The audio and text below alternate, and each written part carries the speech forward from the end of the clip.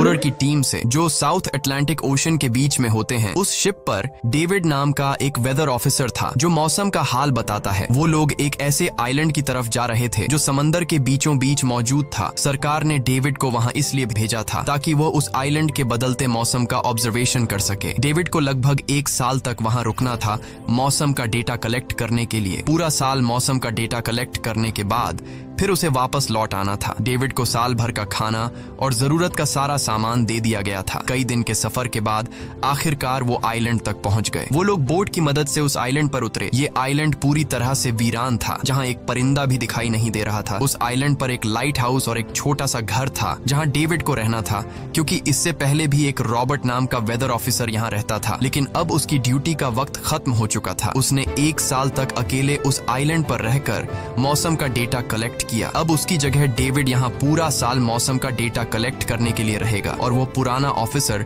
Robert ship के साथ वापस चला जाएगा। लेकिन जब पूरी टीम ने घर को विजिट किया तो वो हैरान रह गए, क्योंकि वहाँ किसी भी इंसान का नामो निशान नहीं था। कमरे के अंदर पुराने ऑफिसर का सारा सामान यहाँ वहाँ बिखरा पड़ा था। जिसके बाद कैप्टन और डेविड ने सोचा कि शायद लाइट हाउस में कोई हो सकता है। कैप्टन और डेविड बिना वक्त गंवाए लाइट हाउस की तरफ बढ़ते हैं और वो सब वहाँ एक अजीब नजारा देखते हैं। वो देखते हैं कि पूरा लाइट हाउस तेज और नुकीले लकड़ियों से घिरा हुआ था, जैसे किसी ने जानबूझकर उसे बंद कर दिया हो ताकि कोई भी अंदर न जा सके। जिसके बाद कैप्टन और डेविड ने लाइट हाउस का गेट कई बार नॉक किया, लेकिन अंदर से कोई रिस्पॉन्स नहीं मिला। आखिर में उन्होंने गेट को जोर से धक्का दिया और अंदर घुस गए। लाइट हाउस के अंदर उन्हें एक आदमी मिला जिसका नाम ग्रूनर था। जब उन्होंने ग्रूनर से पुराने वेदर ऑफिसर रॉबर्ट के बारे में पूछा तो उसने जवाब दिया कि वो तो मर गया है। वो समंदर की तरफ गया लेकिन दोबारा कभी लौटकर वापस नहीं आया। ग्रूनर की बातें सुनकर डेविड और कैप्टन दोनों चौंक गए। ये सब सुनने के बाद कैप्टन ने डेविड से कहा, अगर तुम अब भी चाहो तो हमारे साथ वापस चल सकते हो। लेकिन डेविड ने वापस जाने से इनकार कर दिया। डेविड ने सोचा अगर वो सरकार को उस आइलैंड का एक्यूरेट वेदर रिपोर्ट दे पाया तो उसे काफी मोटी रकम मिल सकती है। जिसके बाद कैप्टन ने उसे एक गन दी खुद की प्रोटेक्शन के लिए, और कैप्टन ने डेविड से कहा कि ये जगह मुझे सेफ नहीं दिखाई दे रही, अपना ख्याल रखना। इसके बाद उसे वहीं पर छोड़कर वो सब वापस चल दिए और अब ये दोबारा वापस 1 साल बाद आएंगे। कैप्टन के जाने के बाद डेविड ने घर को थोड़ा सेटल किया, रहने के काबिल बनाया। रात होने के बाद उसे ड्रॉर में एक डायरी मिली जो पुराने वेदर ऑफिसर रॉबर्ट की थी। उस डायरी में आइलैंड के बारे में बहुत कुछ लिखा था। डायरी में एक मिस्टीरियस क्रीचर के बारे में कुछ बातें लिखी गई थी, लेकिन सब कुछ साफ नहीं था, कुछ बातें अधूरी थी। डेविड हर लाइन को ध्यान से पढ़ता गया। उस डायरी में कुछ अजीब तरह के जानवरों के स्केचेस भी बने थे। डेविड को समझ नहीं आया उसने ऐसी पिक्चर्स क्यों बनाई थी। शायद वो अकेला था और टाइम पास के लिए ऐसा किया होगा। डायरी के एक पेज पर पुराने ऑफिसर के वाइफ की फोटो भी लगी थी। डेविड वह डायरी पढ़ते पढ़ते थक गया और धीरे धीरे उसकी आंख लग गई। अगली सुबह डेविड ने मौसम का डेटा कलेक्ट करना शुरू कर दिया, लेकिन समंदर के पास पहुंचते ही उसके कदम रुक गए। उसने देखा कि चट्टानों के बीच कुछ पत्थर अजीब तरीके से सजाए गए हैं और उनके बीच शेल्स रखे थे अजीब से पैटर्न में। डेविड ने सोचा शायद ये सब ग्रूनर ने किया है। वो ये सोचकर दोबारा अपने काम में लग गया। काम के दौरान जब उसने दूरबीन से लाइट हाउस की तरफ देखा तो उसे ग्रूनर के साथ एक और इंसान भी दिखाई दिया, लेकिन पलक झपकते ही वो गायब हो गया। डेविड ने दोबारा उसे देखने की कोशिश की, लेकिन फिर उसे लगा कि ये उसका वहम है। रात को डेविड अपने काम में बिजी था, तभी दरवाजे पर नॉक हुआ। उसे लगा कि शायद ये ग्रूनर है। डेविड ने उसका नाम पुकारा, लेकिन कोई जवाब नहीं मिला। हाथ में लैंप लेकर जैसे ही डेविड दरवाजे की तरफ बढ़ा तो उसके कानों में कुछ अजीब सी आवाजें गूंजने लगीं, जो किसी इंसान की बिल्कुल भी नहीं थी। और फिर उसने देखा गेट के नीचे से किसी अजीबोगरीब क्रीचर का हाथ अंदर आने की कोशिश कर रहा है। वो इंसान का हाथ बिल्कुल भी नहीं था। ये देखकर डेविड के पांव तले जमीन ही खिसक गई। वो तुरंत बेसमेंट की तरफ भागा और वहां जाकर छुप गया। कुछ ही देर में वो मिस्टीरियस क्रीचर घर के अंदर घुस चुकी थी। वह छुप छुप कर डेविड को ढूंढ रही थी और डेविड बेसमेंट के एक छोटे से दरार से उसे देखने लगा। डेविड की हलचल से उस क्रीचर ने डेविड को देख लिया, जिसके बाद वो क्रीचर डेविड को मारने के लिए तेजी से उसकी तरफ भागा और दरार से उसे पकड़ने की कोशिश करने लगा। तो डेविड ने खुद को बचाने के लिए फौरन चाकू उठाकर उसकी आंख में दे मारा। वो क्रीचर चीख के भाग गई, लेकिन वो कभी भी वापस आ सकती थी। और डेविड के दिमाग में ये बात कंफर्म हो गई कि जो डायरी में क्रीचर के बारे में बात लिखी थी वह सच है। डर के मारे वो पूरी रात सो न सका। अगली सुबह जब डेविड घर से बाहर गया तो उसने रेत पर कुछ पैरों के निशान देखे जो किसी इंसान के बिल्कुल भी नहीं थे। वो निशान सीधे समंदर की तरफ जाकर खत्म हो गए थे। अब डेविड को सब समझ आ गया था कि क्यों ग्रूनर ने लाइट हाउस के चारों ओर नुकीली लकड़ियां लगाई हैं। अब डेविड जान गया कि अगर मैं इस घर में रहूंगा तो वो क्रीचर मुझे कभी भी मार सकते हैं। डर के मारे डेविड लाइट हाउस की तरफ दौड़ता है और ग्रूनर को चिल्लाकर कहता है, गेट गेट खोलो, मुझे अंदर आना है। लेकिन ग्रूनर उसे अंदर नहीं आने देता और कहता है तुझे शिप के साथ लौट जाना चाहिए था। डेविड निराश होकर वापस लौटता है क्योंकि क्रोनर उसे लाइट हाउस के करीब भी नहीं देखना चाहता था। वो उसके ऊपर पानी गिराकर उसे दूर जाने को कहता है। अब उसे खुद ही कुछ करना होगा। उसने घर की हर एक विंडो को लकड़ी से बंद कर दिया, चारों तरफ नुकीली लकड़ियों से घेरा बनाया और गेट के बाहर पुराने कागज और किताबें रखी। फिर उन पर तेल छिड़क दिया ताकि अगर वो क्रीचर वापस आए तो उसे आग से डराकर भगाया जा सके। लेकिन एक बात थी जो डेविड अब तक नहीं जानता था और ये बात उसे आज रात पता चलने वाली थी। खुशकिस्मती से उसे घर के अंदर एक पुराना बॉक्स मिला। उस बॉक्स में एक गन थी और बहुत सारी बुलेट्स। ये देखकर उसे जिंदा रहने की थोड़ी सी उम्मीद मिली। जैसे जैसे सूरज ढलने लगा, डेविड के दिल में डर बढ़ने लगा। कुछ ही देर में चारों तरफ रात का अंधेरा छा गया। डेविड गन हाथ में लिए घर के एक कोने में चुपचाप बैठा था। उसकी दिल की धड़कनें तेज थीं। तभी एक अजीब आवाज सुनाई दी और जब डेविड ने खिड़की से छुपकर समंदर की तरफ देखा तो जैसे उसके पैरों के नीचे से जमीन ही खिसक गई। उसने देखा कि सिर्फ एक नहीं बल्कि पानी में से कई सारी वही अजीबोगरीब क्रीचर्स उसकी तरफ बढ़ रही हैं। कुछ ही देर में वो सब इकट्ठा होकर कमरे का गेट तोड़ने की कोशिश करने लगे। डेविड ने तुरंत गोलियां चलानी शुरू की, जिनमें से कुछ क्रीचर्स गिरकर मर गए। डेविड को लगा कि गोली की आवाज सुनने के बाद वो डरकर भाग जाएंगे, लेकिन अपने साथियों को मरता हुआ देखकर वो और भी ज्यादा गुस्सा हो गए। तब डेविड प्लान बी अपनाते हुए गेट के बाहर रखे कागजों और पुरानी किताबों को आग लगा देता है। आग देखकर वो क्रीचर्स डर के मारे वापस समंदर में लौट गए, लेकिन अब वही आग डेविड के घर तक पहुंच चुकी थी। घर के दरवाजे ने आग पकड़ ली और धीरे धीरे फैलने लगी क्योंकि पूरा घर लकड़ी का बना हुआ था। डेविड ने तुरंत एक चादर में खुद को लपेटकर अपनी जान बचाई और बाहर निकलकर लाइट हाउस के पास एक बड़े पत्थर के पीछे छुप गया। क्रीचर्स को शूट करते वक्त डेविड के हाथ में काफी गहरी चोट भी आई। तभी अचानक तेज बारिश शुरू हो गई। आग धीरे धीरे बुझने लगी, लेकिन पूरी रात की बारिश के बाद भी सुबह तक डेविड अपना घर नहीं बचा पाया। पूरा घर जलकर लगभग राख हो चुका था। अब अगर डेविड को जिंदा रहना है तो उसे लाइट हाउस में पनाह लेनी होगी। उसने अपनी राइफल उठाई और लाइट हाउस के पास के पत्थरों के बीच छुप गया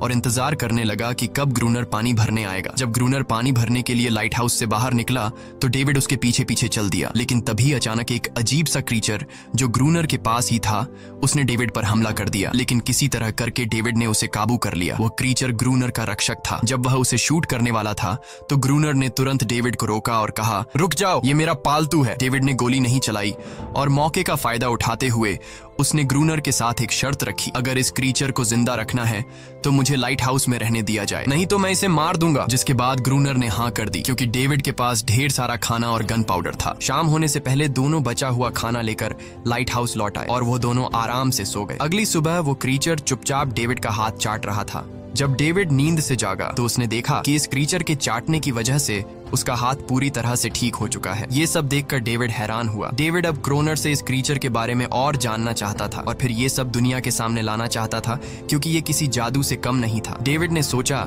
अगर इस क्रीचर का राज दुनिया के सामने हम लाते हैं तो डेविड और क्रोनर दोनों बहुत सारा पैसा और नाम कमा लेंगे। लेकिन क्रोनर को ये सब नहीं चाहिए था। वो इस आइलैंड से कहीं नहीं जाना चाहता था। क्रोनर का अब इस दुनिया में कोई नहीं बचा था। उसके लिए ये आइलैंड परफेक्ट था जहां वो अपने आप को एक किंग समझता था और अपनी मर्जी का मालिक। इसी वजह से उसने आइलैंड के कई हिस्सों में लिख दिया था, क्रोनर यहाँ का बादशाह है। लेकिन डेविड को ये समझ नहीं आ रहा था कि ये अजीब सी क्रीचर क्रोनर की फालतू कैसे बनी। तो क्रोनर ने बताया कि एक बार क्रोनर ने उसकी जान बचाई थी। वो गलती से उसके फिशिंग नेट में फंस गई थी। तब ये क्रीचर छोटी थी और उस दिन के बाद से वो क्रोनर के साथ ही रह गई। उसकी हर बात माननी शुरू कर दी। लेकिन क्रोनर एक सख्त इंसान था। वो इस क्रीचर के साथ बहुत बुरा बर्ताव करता था। क्रोनर हर दिन इस क्रीचर के साथ फिजिकल रिलेशन रखता था। क्रोनर ने बताया कि एक बार इस क्रीचर ने मुझ पर हमला भी किया था और उसके बदले में क्रोनर ने उसे ऐसी सजा दी कि उस सजा के बाद वो क्रीचर अपने आप को क्रोनर की गुलाम समझने लगी। और आप सब भी समझ गए होंगे कि हर रात वो क्रीचर समुद्र से बाहर क्यों आते हैं। वो सभी इसलिए आते हैं ताकि अपने साथी को क्रोनर से छुड़वाकर वापस ले जाए। लेकिन क्रोनर ऐसा नहीं होने देता। वो क्रीचर्स दिन के उजाले में अटैक नहीं कर सकते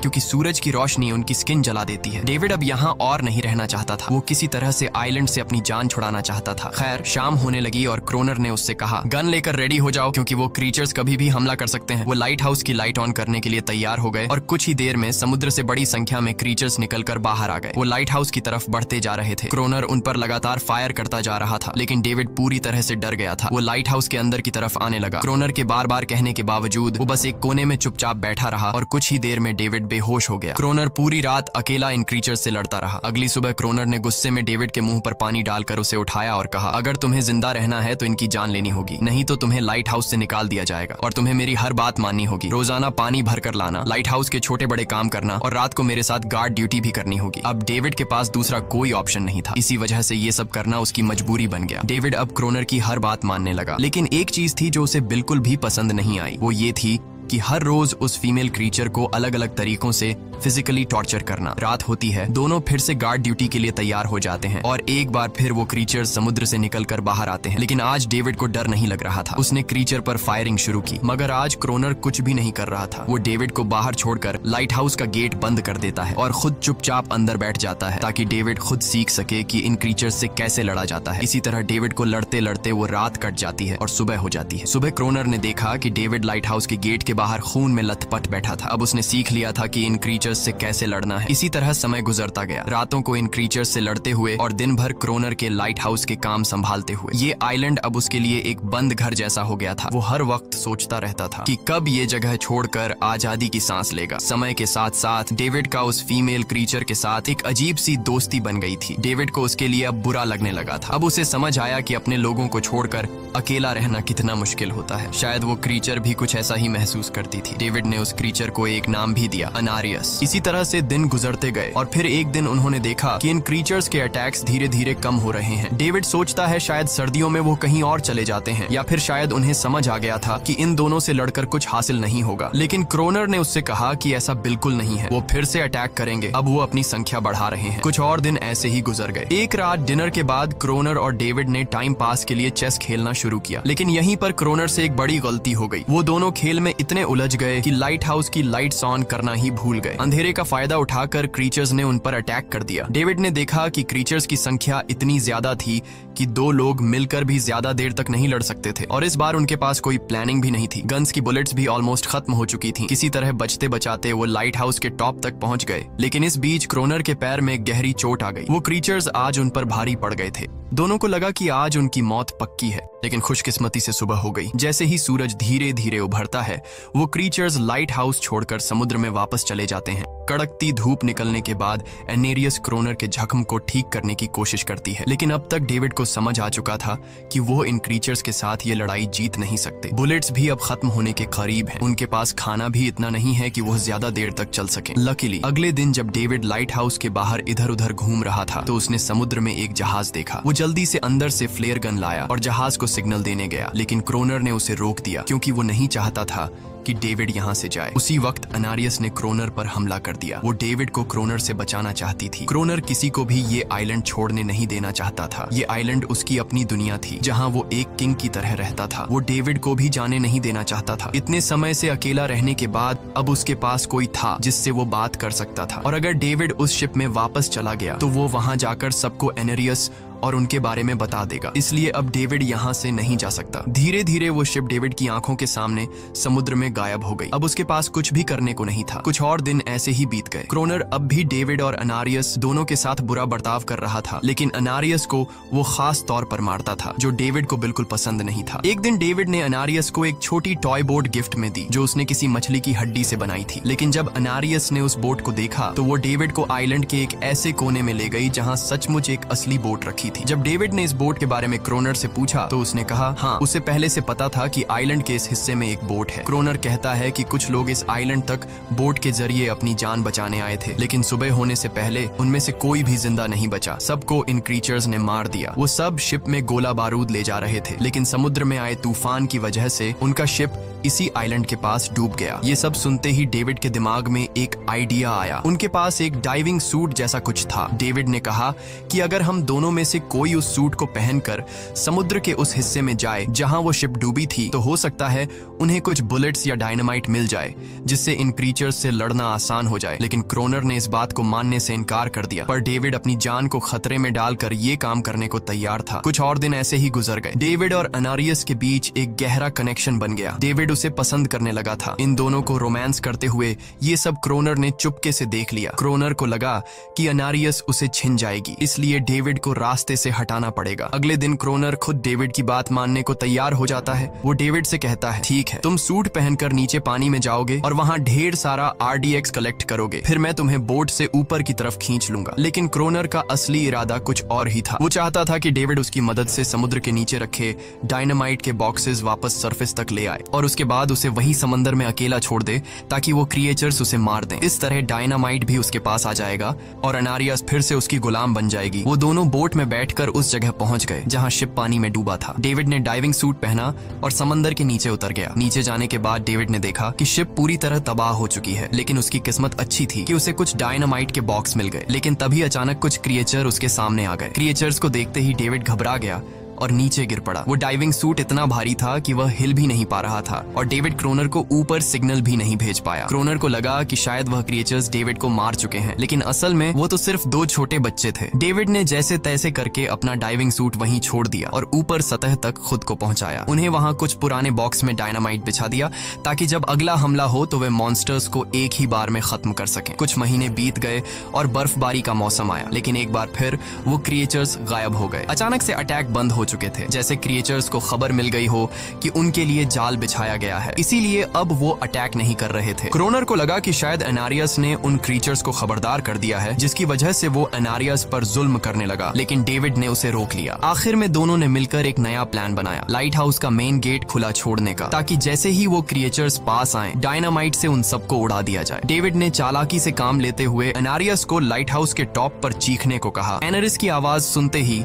सभी क्रिएचर्स गुस्से से भड़क उठे। क्रिएचर्स ने जब देखा कि लाइट हाउस का मेन गेट खुला हुआ है तो उन्हें लगा कि यह अच्छा मौका है अनारियस को छुड़ाने का, लेकिन असल में यह उनके लिए एक चाल थी। कुछ ही देर में वह क्रिएचर समंदर से बाहर निकलने लगे। वे सीधे मेन गेट की तरफ बढ़े और अंदर घुसते ही डेविड पर हमला कर दिया। डेविड भी हिम्मत दिखाता है और क्रिएचर से जान छुड़ा लेता है। जैसे ही वे सभी क्रिएचर लाइट हाउस के पास पहुंच जाते हैं तो क्रोनर डायनामाइट का लीवर दबा देता है, लेकिन ब्लास्ट नहीं होता। असल में डेविड ने उसका कनेक्शन खोल दिया था और क्रोनर उसे दोबारा लगाना भूल गया था। डेविड तुरंत ऊपर भागता है और डायनामाइट का वायर जोड़ना शुरू करता है। तब तक वो क्रिएचर्स लाइट हाउस पर चढ़ने की कोशिश कर रहे होते हैं, जिन्हें सिर्फ अकेला क्रोनर रोकता है। जैसे ही कनेक्शन पूरा होता है डेविड पहला लेयर उड़ा देता है, जिससे कई क्रिएचर्स ब्लास्ट में खत्म हो जाते हैं, लेकिन अभी भी काफी मॉन्स्टर्स लाइट हाउस पर हमला करने के लिए तैयार होते हैं। इस वजह से क्रोनर दूसरा लेयर भी ब्लास्ट कर देता है। दोनों उस जोरदार धमाके में बेहोश हो जाते हैं। अगली सुबह जब दोनों होश में आए तो उन्होंने देखा कि अनारियस वहां नहीं थी। ब्लास्ट में चारों तरफ मरे हुए क्रिएचर्स पड़े थे। क्रोनर उन सबको मार रहा था जो जख्मी हालत में जिंदा बचे थे। तभी डेविड की नजर उनमें से एक के गले में लटके एक नेकलेस पर पड़ी। उस क्रिएचर को तड़पता हुआ देखकर डेविड को उस पर तरस आ जाता है और उसे अपनी गलती का एहसास हो जाता है। जिन क्रिएचर्स को वह अब तक खूंखार समझते आए थे वो भी इंसानों की तरह थे, सिर्फ बोल नहीं सकते थे। लेकिन क्रोनर के लिए यह सब बेकार बातें थीं। उस दिन के बाद वह क्रिएचर्स फिर कभी अटैक नहीं कर पाए, लेकिन हर दिन समंदर के किनारे से रोने की आवाजें आती थीं। डेविड को अब तक नहीं पता था कि उन्होंने कितना बड़ा नुकसान कर दिया था, कितनी फैमिली टूट गई, कितने बच्चों ने अपने लोग खो दिए सिर्फ एक गलतफहमी की वजह से। अगले दिन डेविड ने समंदर में उन क्रिएचर्स के कुछ छोटे छोटे बच्चों को देखा, वो सब जिन्होंने अपने परिवार खो दिए थे। डेविड ने पत्थरों का एक गोल सर्कल बनाया और उसके बीच में वह छोटी टॉय बोट रख दी ताकि एनरिस उसे देखकर वापस लौट आए। डेविड ने कई घंटे इंतजार किया, लेकिन एनरिस कभी वापस नहीं आई। सुबह नींद से जागने के बाद डेविड ने देखा कि क्रोनर सो रहा है। क्रोनर के पास कुछ पुरानी चीजें रखी थीं, उनमें एक पुरानी तस्वीर भी थी और जैसे ही डेविड ने उस तस्वीर को देखा वह हैरान रह गया। वह लड़की जिसका फोटो उसने पहले दिन पुराने ऑफिसर रॉबर्ट की डायरी में देखा था, वह कोई और नहीं बल्कि क्रोनर की पत्नी थी और फोटो में क्रोनर उसके साथ खड़ा था। असल में 1 साल पहले आए वेदर ऑफिसर रॉबर्ट मरा नहीं, बल्कि उसने अपनी पहचान बदल दी थी, यानी क्रोनर ही वेदर ऑफिसर रॉबर्ट है। बस उसने अपना नाम बदल लिया था क्योंकि अब वह कभी इस आइलैंड को छोड़ना नहीं चाहता था। ये सब देखकर डेविड ने भी यह उम्मीद छोड़ दी कि वह कभी इस आइलैंड से जा पाएगा। अगले दिन शाम को जब डेविड समंदर के किनारे गया, उसने देखा कि उस सर्कल में रखी छोटी बोट अब वहां नहीं थी, लेकिन उसी जगह पर उसने एक क्रीचर का छोटा सा बच्चा देखा जिसके हाथों में वह बोट थी। डेविड ने अपने हाथ में जलती हुई लकड़ी को उस सर्कल के बीच में फेंक दिया ताकि वह दिखा सके कि उसका इरादा लड़ने का नहीं है और उसे किसी को खतरा महसूस न हो। वह उनके साथ दोस्ती करना चाहता था। कुछ ही देर बाद समंदर की लहरों से अनारिस निकलती है और उसके पीछे पूरा क्रीचर्स का ग्रुप भी समंदर से बाहर आता है, लेकिन इस बार कोई भी डेविड पर अटैक नहीं करता, क्योंकि वे भी अब शांति चाहते हैं। उनका इरादा सिर्फ एक सुरक्षित जगह पाने का था अपने बच्चों के लिए। लेकिन तभी वहां क्रोनर हाथ में बंदूक लिए पहुंच जाता है। क्रोनर को लगता है कि अगर शांति हो गई तो उसे सबसे ऊपर होने का एहसास कैसे होगा। डेविड उसे समझाने की कोशिश करता है कि ये क्रीचर्स लड़ना नहीं चाहते, ये शांति चाहते हैं। लेकिन क्रोनर किसी की नहीं सुनता। वो एनेरियस से चिल्लाकर कहता है अंदर चली जाओ। लेकिन ये पहली बार था कि एनेरियस ने उसकी बात नहीं मानी, क्योंकि अब वह उसकी नौकरानी नहीं थी। यह देखकर क्रोनर को लगता है कि अब इस आइलैंड पर उसकी बादशाहत नहीं रही। क्रोनर खुद को अंदर से कमजोर महसूस करने लगता है, क्योंकि अब कोई भी उसका हुक्म नहीं मान रहा था। गुस्से में उसने लाइट हाउस की तरफ कदम बढ़ाए। डेविड को लगा शायद क्रोनर को अब समझ आ गया होगा कि हर एक जानवर आजादी चाहता है, कोई भी किसी का गुलाम बनकर नहीं जीना चाहता। लेकिन क्रोनर के सर से बादशाहत का भूत कहां उतरने वाला था। जैसे ही वह लाइट हाउस पहुंचा, उसने सिग्नल गन से एक फ्लेयर छोड़ी जो सीधा जाकर एक क्रीचर के बच्चे से टकरा गई। उस बच्चे की तुरंत मौत हो गई। सभी क्रीचर्स डर के मारे भाग गए और एनेरियस ने भी डेविड पर अपना पूरा भरोसा खो दिया। गुस्से से पागल डेविड तुरंत लाइट हाउस की तरफ भागता है क्रोनर को सबक सिखाने। डेविड उससे लड़ने लगता है, क्यों किया तूने ये सब? ये लोग तो बस शांति चाहते थे। लेकिन क्रोनर इतना हिंसक हो चुका था कि उसने डेविड को मारने का फैसला कर लिया। वह हाथ में लोहे का रॉड लेकर जैसे ही डेविड पर वार करने जा रहा था, डेविड ने उसे उसके असली नाम से पुकारा और कहा, रुक जाओ रॉबर्ट, तुम खूनी नहीं हो। ये सुनकर क्रोनर एकदम रुक गया। असल में रॉबर्ट ऐसा इंसान कभी था ही नहीं। इस आइलैंड पर आने के बाद अकेले रहने की वजह से उसकी मेंटल हेल्थ बिगड़ चुकी थी। अकेलापन, अपनी पत्नी की मौत और गहरा डिप्रेशन, इन सब ने उसे ऐसा बना दिया था। वह असल में कोई किलर नहीं था, वह एक अच्छा इंसान था। क्रोनर को एहसास हुआ कि ये क्रीचर्स कभी लड़ना नहीं चाहते थे, वे बस शांति चाहते थे। क्रोनर ने उन्हें सिर्फ इसलिए मारा ताकि वह खुद को पावरफुल दिखा सके। और अब क्रोनर को अपनी गलती का एहसास हो चुका था, इसीलिए उसने खुद को उन क्रीचर्स के सामने सरेंडर कर दिया और कुछ ही पलों में उन्होंने उसे मार दिया। डेविड लाइट हाउस के अंदर खुद को लॉक कर लेता है। समय ऐसे ही बीतता चला जाता है और 1 साल बाद आइलैंड पर एक गवर्नमेंट अफसर आता है। साथ में एक नया वेदर ऑफिसर भी होता है। अब नए गवर्नमेंट अफसर ने इस आइलैंड पर वेदर मॉनिटर की ड्यूटी करनी थी। जब कैप्टन पिछले अफसर के बारे में डेविड से पूछता है तो डेविड भी वही बात करता है कि वह पानी की तरफ गया था लेकिन कभी वापस नहीं आया। और वेदर ऑफिसर को भी लगता है कि डेविड ही क्रोनर है। डेविड ने भी उनकी इस गलतफहमी को ठीक नहीं किया। वह चुपचाप बालकनी पर गया और खड़ा हो गया बिना कुछ कहे, क्योंकि अब वह भी इस आइलैंड को छोड़ना नहीं चाहता।